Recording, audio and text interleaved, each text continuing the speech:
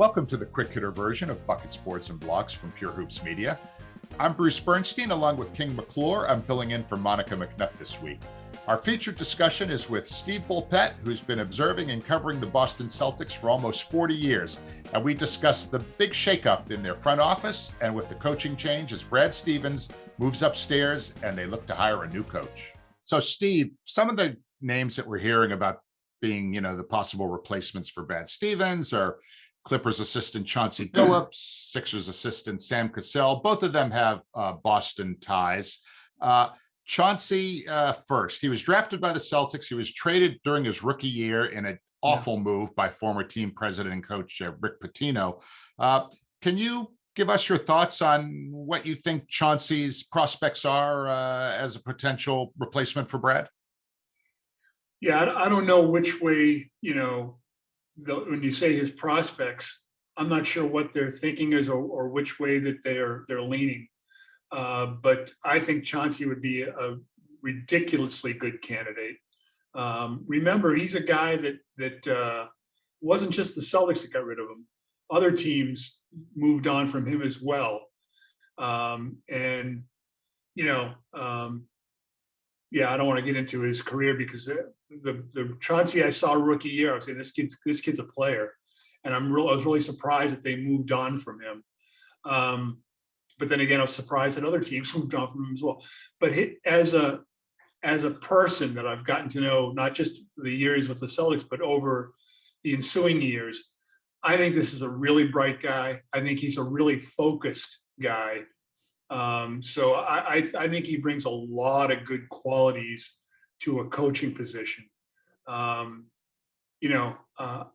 I think they're going to look at a lot of different things, and a name to keep an eye on that I think will at least get some consideration is Carol Lawson. She was with the Celtics for a bit and really, really impressed a lot of people, not just management people, not just others on the coaching staff, but impressed the players with her knowledge and her way about imparting that knowledge. So, I believe that her name will come up when they are discussing candidates, whether they decide to go that way, whether she'd be interested in, you'd have to think she'd be interested in leaving Duke, but just after, kind of starting out there, that would be, I think would be tough for her to move on after 1 year on a job. But it's something to think about, I believe. I was on social media yesterday, listening to the great Kendrick Perkins, and he's out there, so it's some of his opinion.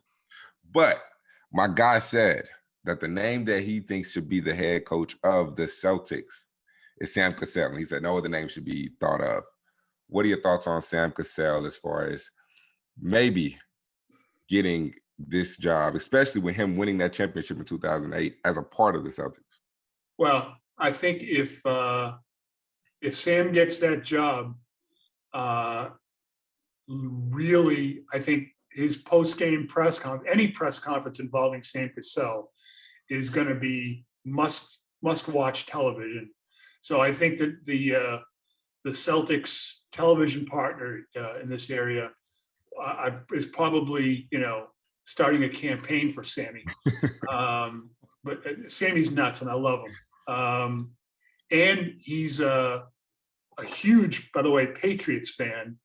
Who, when he was assistant for the Clippers at the time, and when the Patriots played the Rams in the Super Bowl, Sammy was wearing his Patriot stuff around LA. So he's a courageous man as well.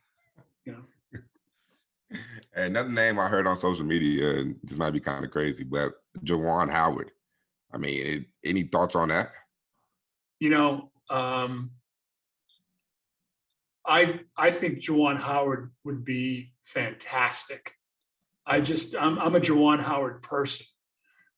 Just from talking to him over the years, the stuff we've talked about over the years. Do you remember, by the way, I don't mean to veer off, but what the hell? You're the guys that invited me on the show. This is your fault.